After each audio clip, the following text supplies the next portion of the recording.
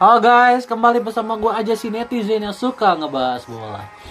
Oke, kita akan berbicara soal calon pemain timnas Indonesia yang sedang diproses naturalisasi sekarang, yang bermain di Go Ahead Eagles, yaitu Dean James, yang di 1 minggu terakhir bermain luar biasa untuk Go Ahead Eagles, di mana Go Ahead Eagles berhasil dibawanya mengalahkan jawara Belanda PSV Eindhoven 2 kali berturut-turut.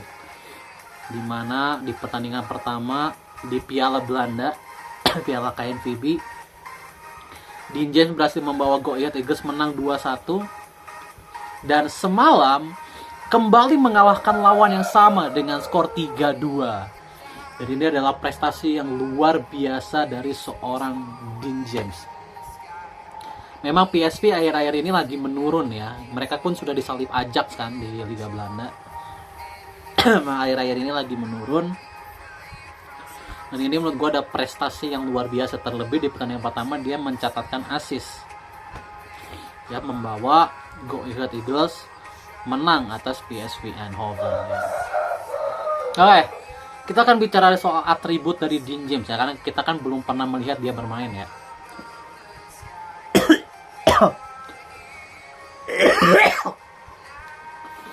Kalau melihat atribut dia bermain,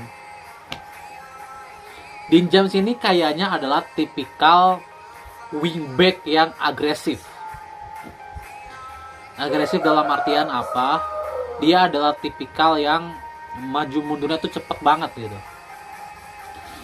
Jadi bukan tipikal yang bertahan kayak Verdong. Kalau Verdong itu kan dia lumayan bertahan, gak terlalu agresif ya. Kalau Dean James ini kelihatannya lebih agresif, lebih senang masuk ke kotak penalti gitu. Verdong juga sebenarnya senang juga masuk kotak penalti, cuma dia lebih deep mainnya, lebih ke dalam gitu. Dan juga secara kecepatan, Dean James ini secara kecepatan, secara body shape juga lebih strength dibanding Calvin Verdong. Lebih bagus gitu fitnessnya, sehingga naik turunnya tuh jauh lebih cepat gitu. Tapi yang kurang dari Dean James kayaknya dari yang gue lihat lawan PSV ya, itu adalah kedisiplinan.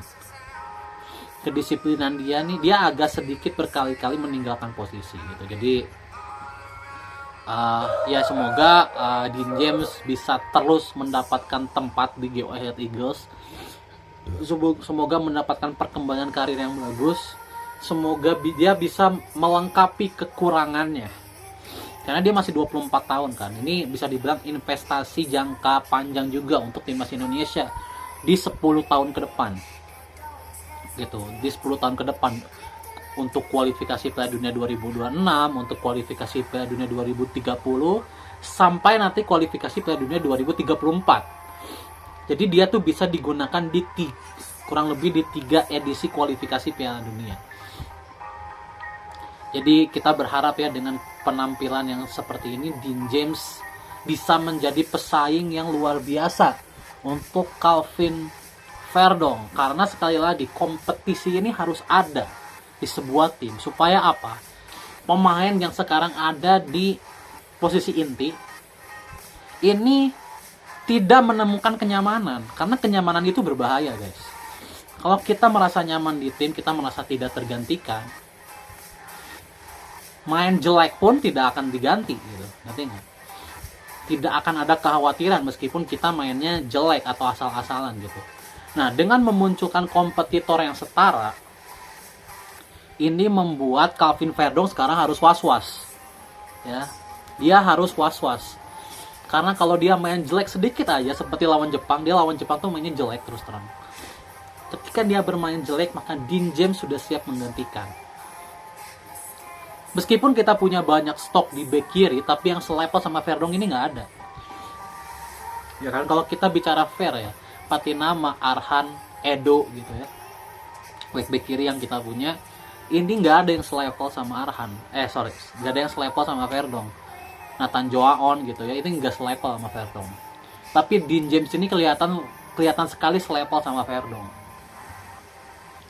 Jadi we'll see ya, dengan kehadiran Dean James, apakah Verdong akan tergantikan atau dia mungkin akan maju ke depan sebagai winger, atau mungkin Verdong akan difungsikan di back tengah, jadi bermain 3 back seperti ala Sintayong.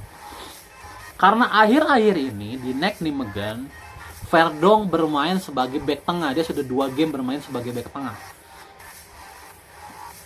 Jadi kalau sekiranya kan ini menghadapi Australia kan ya kita bisa bilang dia masih di atas kita kan sekarang.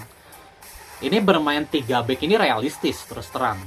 Dan dengan kehadiran Verdong yang akhir-akhir ini bermain sebagai center back, ini bisa memunculkan alternatif baru, di mana Itzes Hilgers Verdong di tengah, Kevin Dix di kanan, Dean James di kiri. Ini bisa juga. Ini kan super kuat juga kan. Di mana Verdong ini sebenarnya sudah biasa bermain sebagai center back, kalau kalian belum tahu ya.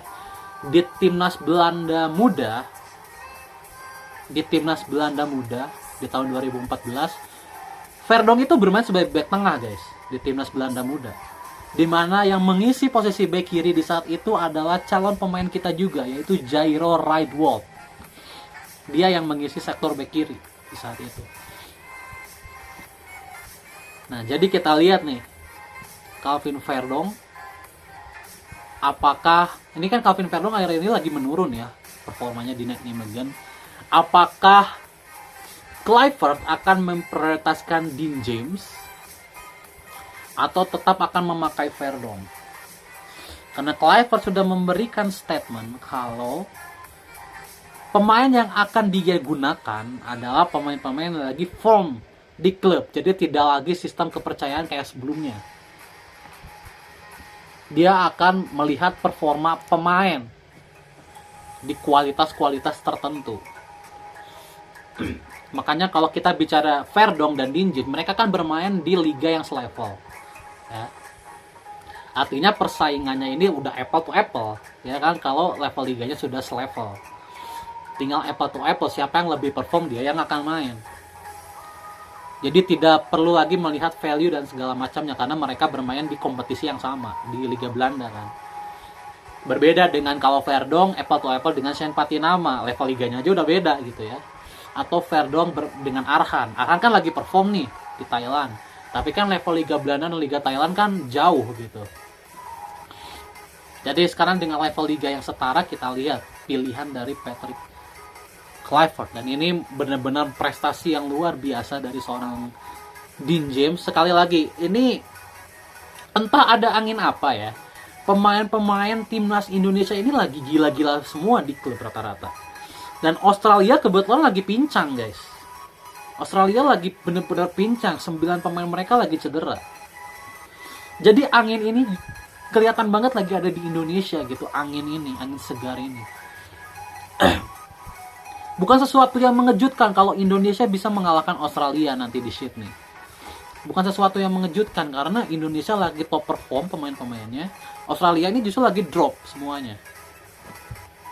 Jadi kita lihat di tanggal 20 nanti apakah dengan kehadiran pemain-pemain baru ini yang lagi perform bisa mengangkat timnas Indonesia dan bisa membawa kemenangan di Sydney nanti. Baik.